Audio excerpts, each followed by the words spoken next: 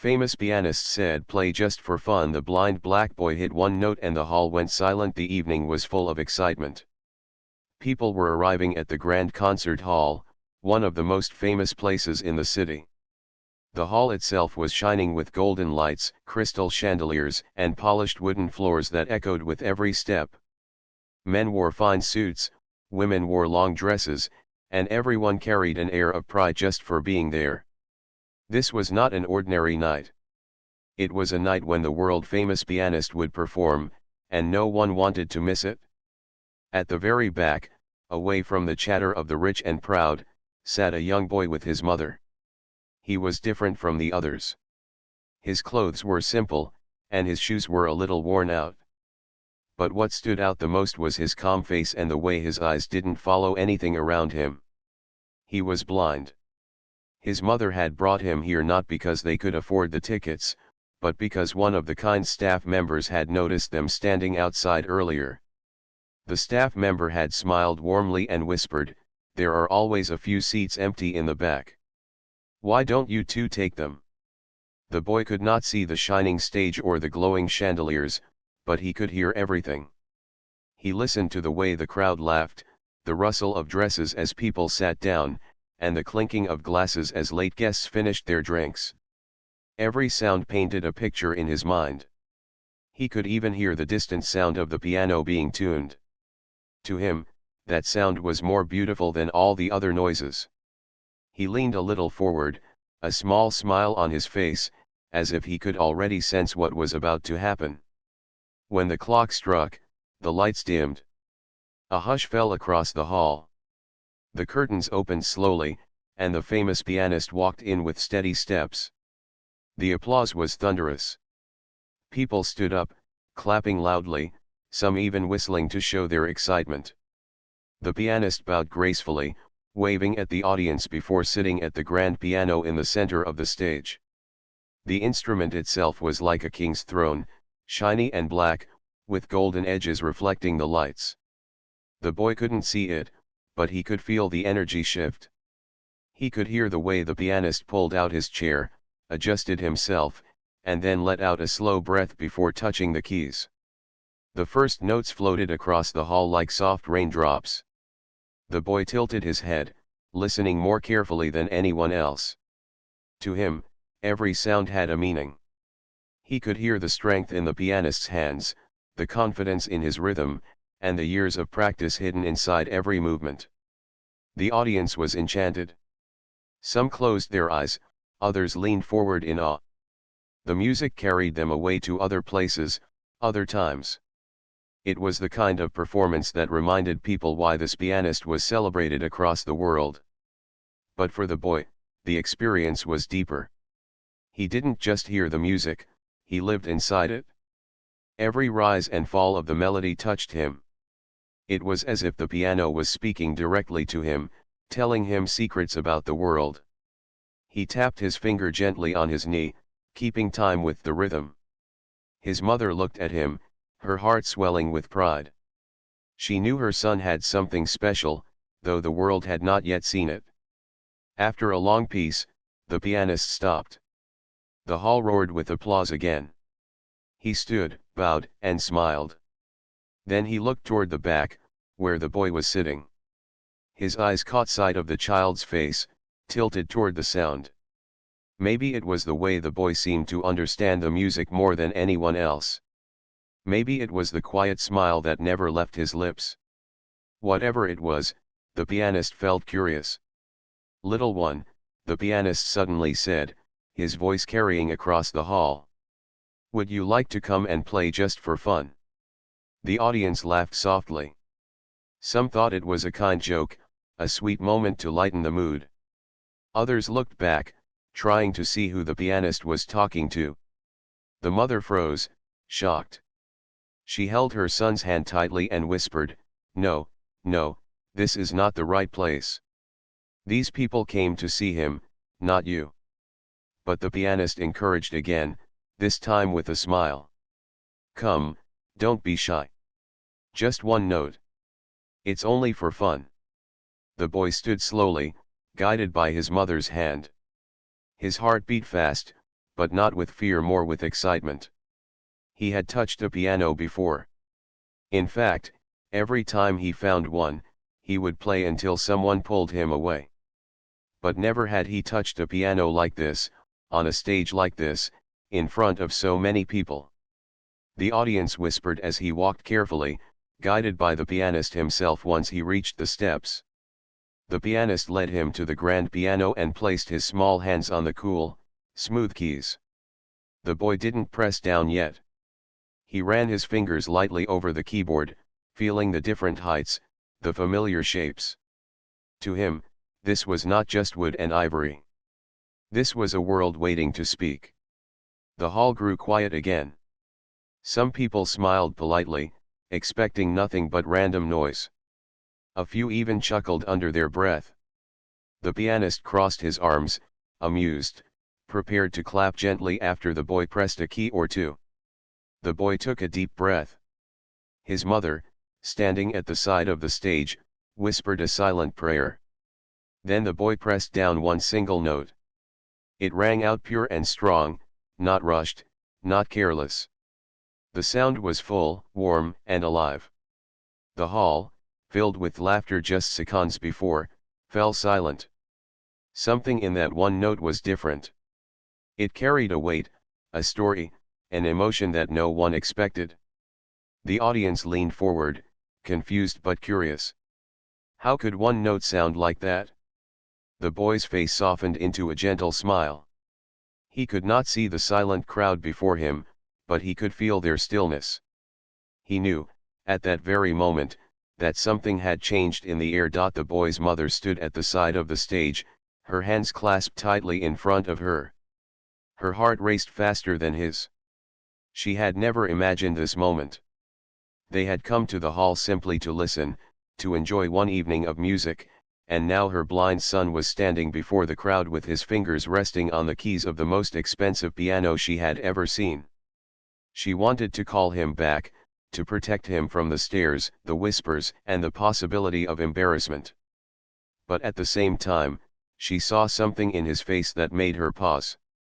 His head tilted slightly toward the instrument, and there was a calmness in his expression, as if he belonged there. The audience, meanwhile, was mixed with emotions. Some leaned forward with curiosity, others leaned back with smirks, whispering to their companions. A few people pulled out their phones to record what they thought would be a cute moment to share online later. The famous pianist himself stood a step away, arms folded, still smiling kindly but also confident that nothing serious would come out of this. To him, it was entertainment, a sweet gesture to lighten the evening. He believed the boy would press a few random keys, everyone would laugh gently, and then the concert would move on. But the boy did not rush. His fingers touched the keys lightly, as if greeting old friends. He slid his hand along the smooth row, mapping the notes in his mind. For him, the piano was not strange. He had learned to listen, to feel, to remember. While the world saw a blind child, he felt like he had eyes through sound. Every note was a star, every chord a constellation, and tonight he was standing under a wide open sky. The crowd began to grow restless in the silence. Someone coughed. Another person muttered, "Come on, child." But the boy stayed still until he was ready. Then, very gently, he pressed a single key. The note rang out, filling the hall. It was clear, balanced, and alive, not clumsy or forced. The laughter that had begun to bubble in some corners stopped immediately. People looked at one another, confused. How could one note sound so full of meaning? Encouraged by the silence, the boy moved his hand again. This time he pressed two keys together, forming the beginning of a harmony. His fingers trembled, but not from fear, rather from the overwhelming power of sound that vibrated through his skin.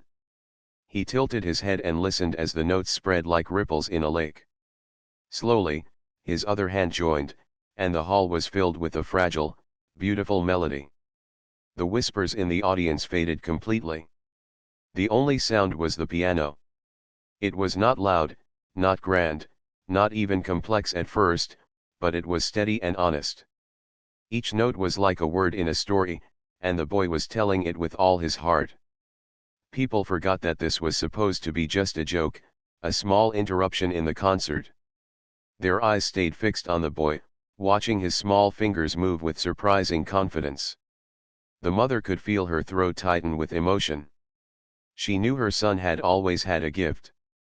At home, whenever he found a piano in a church or at a community center, he would play for hours. But she had never seen him play in front of a large audience. She had never seen him stand so tall, so sure of himself. Her fear slowly melted into pride.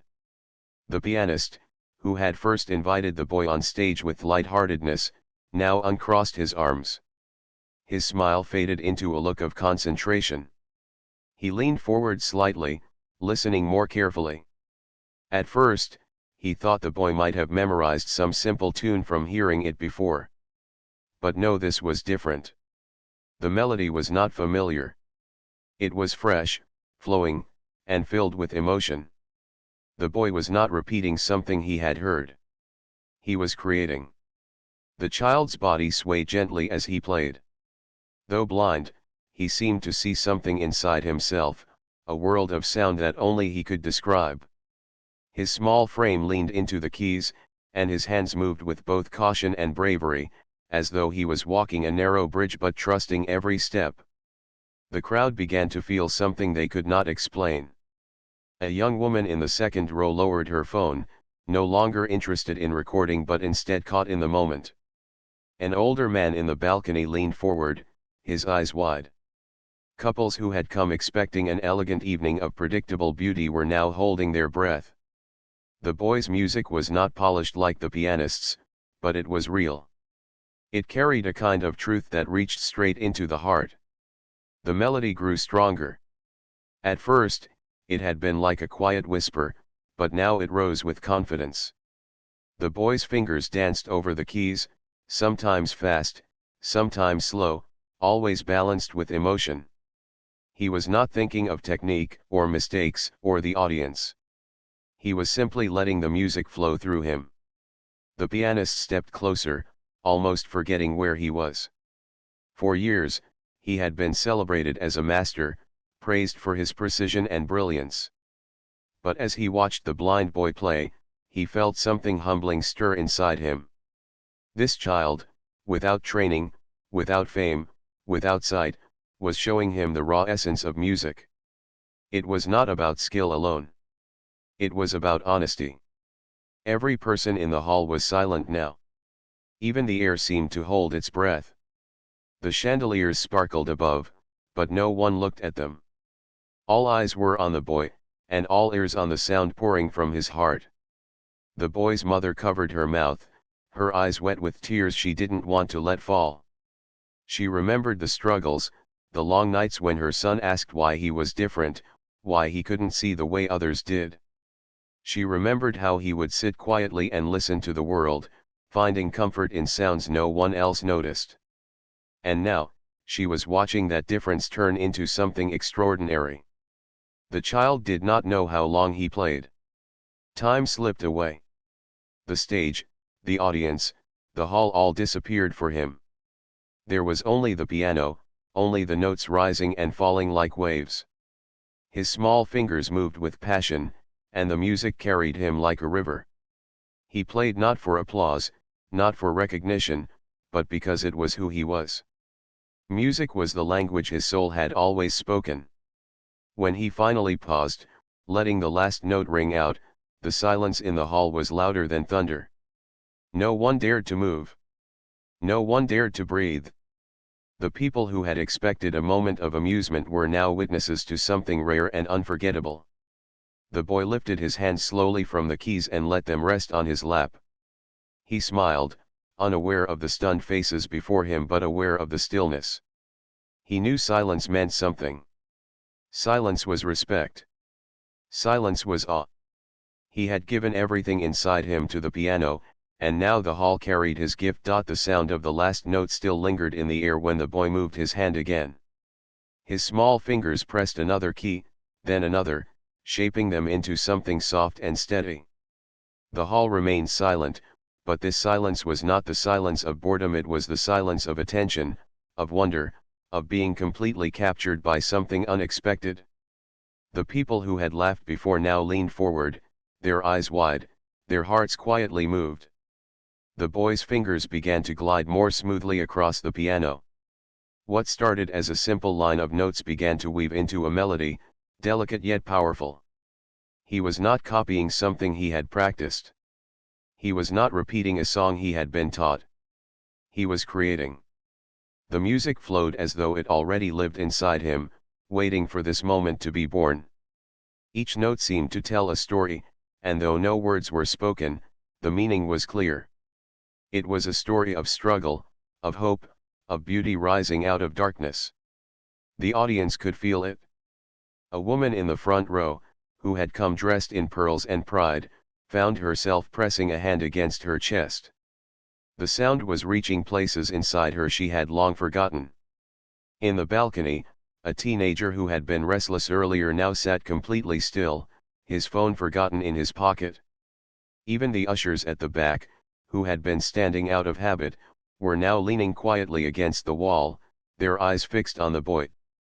The famous pianist himself no longer stood with arms crossed. His smile of amusement had vanished. Instead, his brow furrowed as he listened. At first, he thought it might just be luck, a few nice notes strung together. But the more he listened, the clearer it became that this was not luck. This was talent. This was raw, unpolished genius. The child's hands were small, but his touch on the keys was sure. He played with a rhythm and emotion that could not be taught in books or learned from lessons.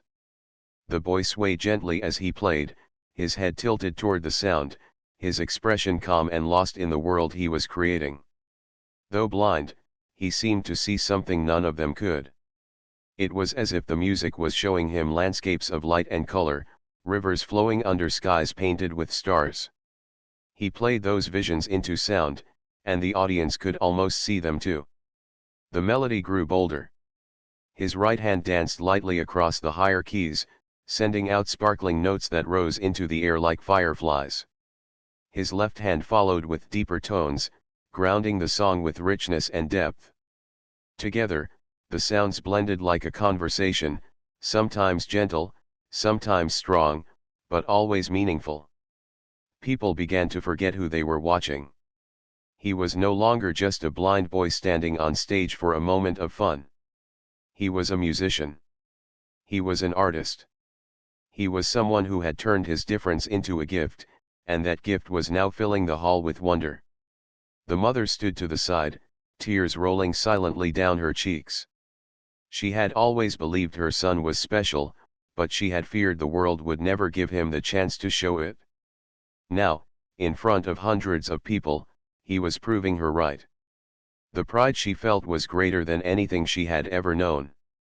She no longer cared what anyone thought of her simple clothes, her tired shoes, or her place among the wealthy. Her son's music was lifting her higher than any status ever could. The pianist felt a strange mix of emotions as he watched. For years, he had been praised as one of the greatest. He had studied under masters, trained for hours upon hours, and performed for kings and queens. Yet, here was a boy who had none of that, no formal lessons, no training halls, not even sight. And still, his music carried a truth that could silence an entire hall.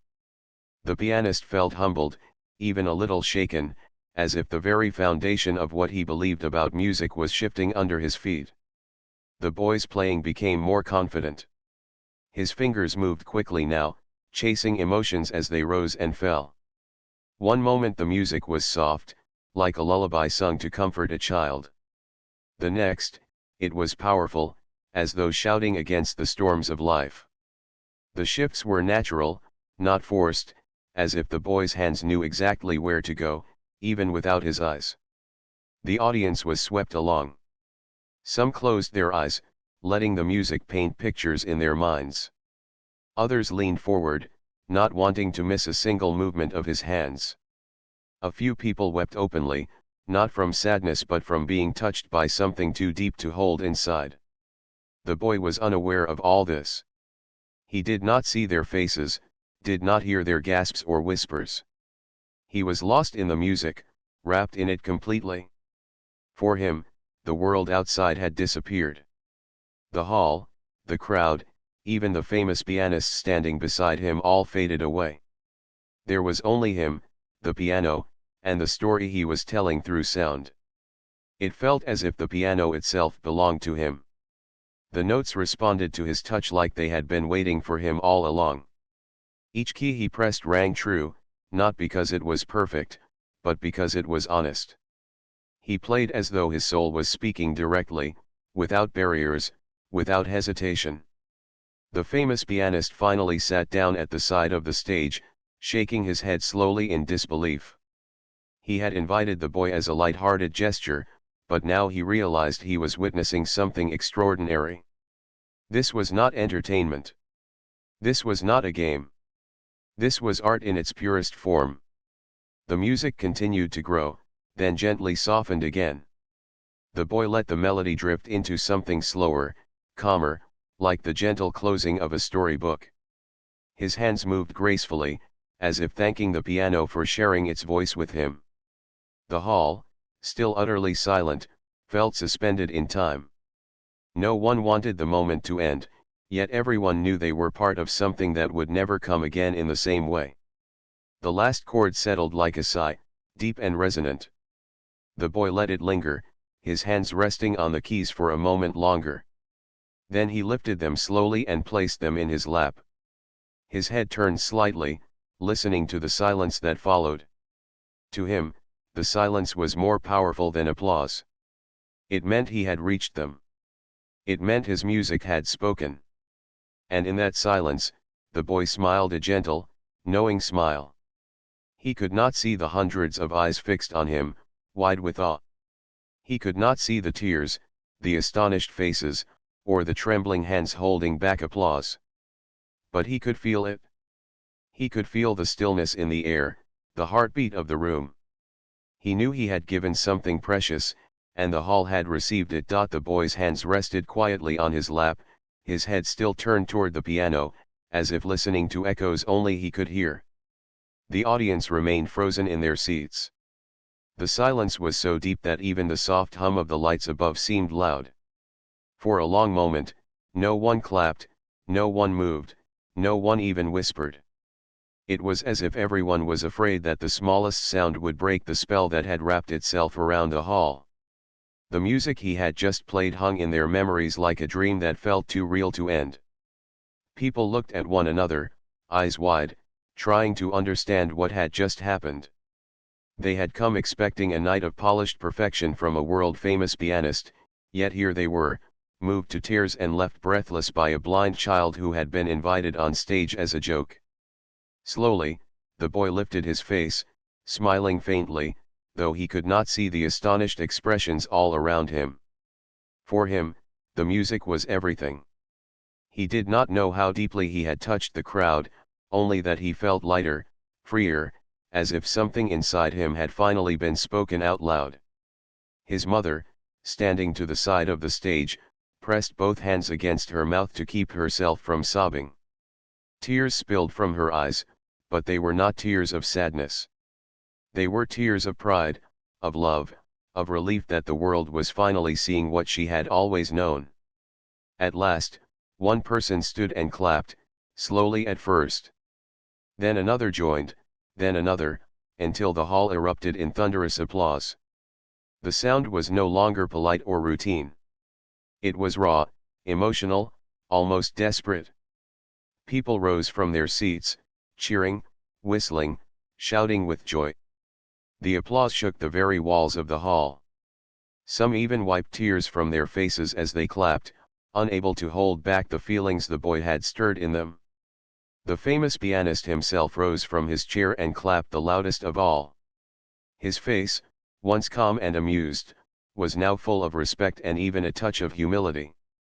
He walked toward the boy, placed a hand gently on his shoulder, and whispered something close to his ear. Though the audience could not hear the words, they could see the way the boy's smile grew wider, more genuine. The boy, however, did not stand tall to take in the applause. He simply bowed his head slightly, his hands still resting quietly on his lap, almost shy. He was not used to such attention. He had played because the piano called to him, not because he wanted recognition. The applause, though powerful, felt distant compared to the music that had just poured out of him. But for the audience, the moment was unforgettable. A woman in the second row leaned over to her husband and whispered through tears, "Did you hear that? He played as if he had lived 1,000 lives." An elderly man in the balcony shook his head in disbelief, saying softly, "That was not music, it was a prayer."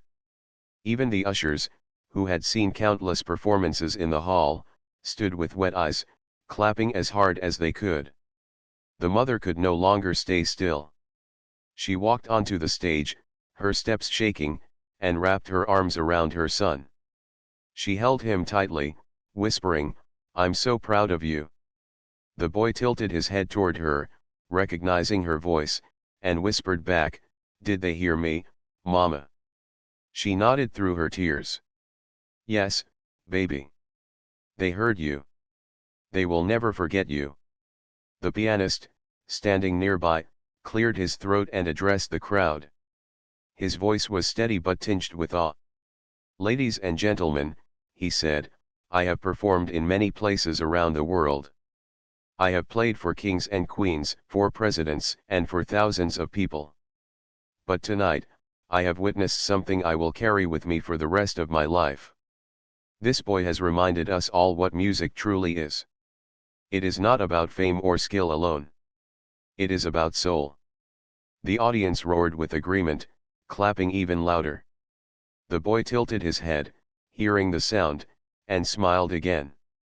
He could feel their energy, their warmth, their love washing over him like a wave. For the first time in his young life, he felt seen, not as someone broken or different, but as someone who mattered. As the applause continued, the boy's melody still echoed in their minds. Each person had heard something different in his music. Some heard sorrow and struggle, others heard joy and hope, but all agreed that it had touched something deep within them. A young man in the corner, who had been struggling with his own dreams, whispered to himself, "If he can play like that without sight, maybe I can keep chasing my dream too." A mother in the crowd, holding her daughter's hand, leaned down and said, "Always remember, sweetheart, true beauty comes from the heart, not from what people see." The famous pianist stood silently for a moment, looking at the boy with respect. He had spent years mastering every technical detail of his art, yet he realized that this child had given the audience something he himself sometimes struggled to deliver: pure honesty. It was humbling, and it was inspiring. He made a quiet promise in his heart that he would never again forget the true meaning of music. When the clapping finally began to slow, the hall remained buzzing with energy. People whispered excitedly to one another, exchanging their thoughts about the miracle they had just witnessed. Some wrote notes on their programs so they would remember the date forever. Others turned to strangers beside them, sharing their amazement like old friends. The boy had united the entire hall, not with words, but with sound. The boy himself sat still, his fingers gently brushing against the keys once more, though he did not play again. His mother held him close, kissing the top of his head. She knew this was only the beginning. The world had just opened its eyes to him, and nothing would ever be the same. That night would be remembered not only for the performance of a world-famous pianist, but for the moment a blind child showed everyone the true power of music.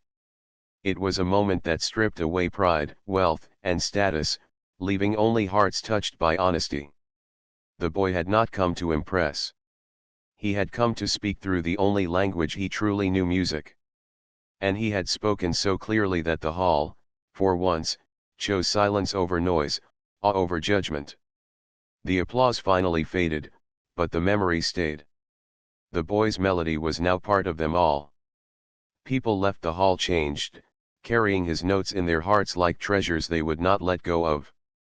Some walked out in silence, too moved to speak. Others spoke softly, almost afraid their voices would disturb the memory of what they had just experienced. On stage, the boy and his mother slowly walked away, guided carefully by the pianist himself. As they disappeared behind the curtain, the hall still buzzed with energy. The night had given them more than they had expected, more than they had ever imagined. They had come for a concert, but they left with a story they would tell for years. The thunderous applause eventually softened, but the energy in the hall did not fade. People were still buzzing with excitement, whispering to each other about what they had just seen and heard. The blind boy and his mother stood quietly near the side of the stage, waiting for the noise to calm. The boy, though unaware of the exact expressions on their faces, could feel the warmth of the crowd like sunlight on his skin. He could hear their cheers, the way their hands clapped with sincerity, and the long sighs of people who had been deeply moved. He knew, without seeing, that he had touched them. The famous pianist walked closer to the boy, his shoes clicking softly on the polished wooden floor. He bent down slightly, placed his hand on the boy's shoulder, and whispered so gently that only he could hear, "You did not play for fun, my child. You played for life." The words, though simple, carried a weight the boy felt in his heart. He smiled, a quiet, almost shy smile, and nodded. His mother, standing close, heard those words too and pressed her hand to her heart. She had always known her son was special, but to hear such recognition from one of the greatest pianists in the world filled her with pride that words could not describe. The crowd finally began to settle, though many people were still wiping tears from their eyes. Some leaned forward, as if unwilling to leave their seats. Others clapped again softly, not out of routine but because they could not help themselves. They were clapping for the child, not for his blindness, not for sympathy, but for his gift, his truth, his courage to share it. The pianist turned to the audience and raised his hand for silence. When the hall grew still again, he spoke with a voice steady but emotional. "Tonight, you came to hear me perform. But what you witnessed was greater than anything I could have offered alone.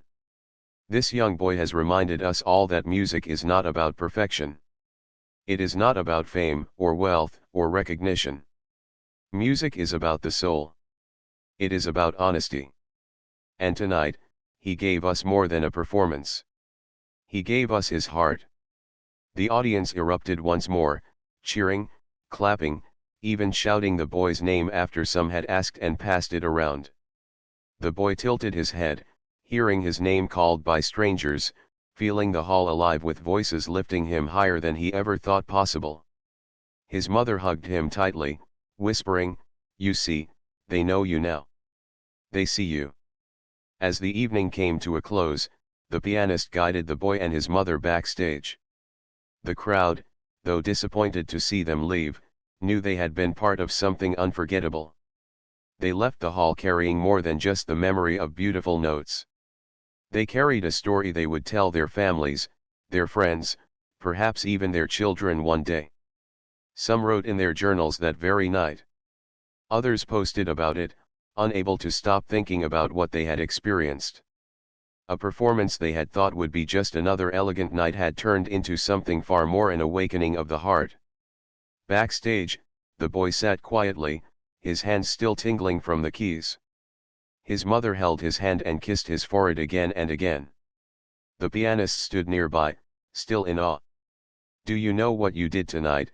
he asked softly. The boy shook his head. "I just played," he said simply. The pianist smiled, but it was not the smile of amusement from earlier. It was the smile of a man humbled, a man who had seen greatness in its purest form. "No," he said. "You did more than play. You reminded us what music truly means." Word of the performance spread quickly. By the next morning, people all over the city were talking about the blind boy who had stunned the concert hall. Newspapers picked up the story, describing the moment when the famous pianist stepped aside and a child silenced the crowd with a single note. Photos of the boy on stage, guided by the pianist, appeared on the front page. Writers called it a miracle of music and a night the city will never forget. For the boy, life began to change. Invitations started to arrive from schools, from music groups, even from other concert halls. People wanted to hear him again. But his mother was careful. She reminded him that his gift was not for show, but for meaning. Play when your heart tells you to, she said. Not because the world demands it. The boy nodded, understanding. For him, music was never about applause. It was about expression. It was about letting his soul speak where words could not. The pianist, too, was changed. That night humbled him in a way he had never expected. Though he continued to perform around the world, he carried the boy's music with him wherever he went. Often, in his speeches or interviews, he would mention that night. He would tell others, I was the teacher that evening, but I walked away as the student. Those words inspired young musicians everywhere, reminding them that greatness does not always come from skill alone, but from truth and emotion. The audience members who had been there that night also carried the memory. Some said it inspired them to try again at dreams they had given up.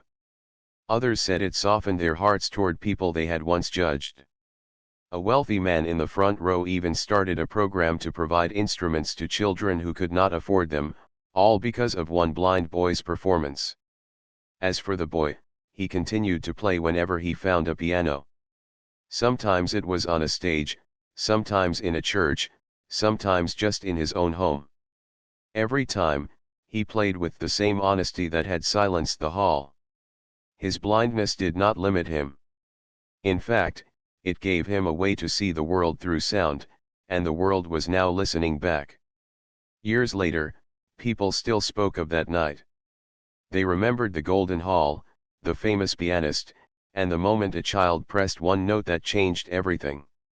They remembered how silence turned into awe, how laughter turned into tears, and how a boy who could not see showed them something greater than sight. And for the boy, now grown, that night remained close to his heart. He often told his mother, I may not have seen their faces, but I felt their hearts. She would smile, her eyes shining, and reply, and that, my son, is the greatest vision of all. The hall, once just another place of music, had become the stage for a story that would live on forever. A story of courage, of truth, of the power of sound. A story that proved one note, played with love, could silence a world and fill it with meaning.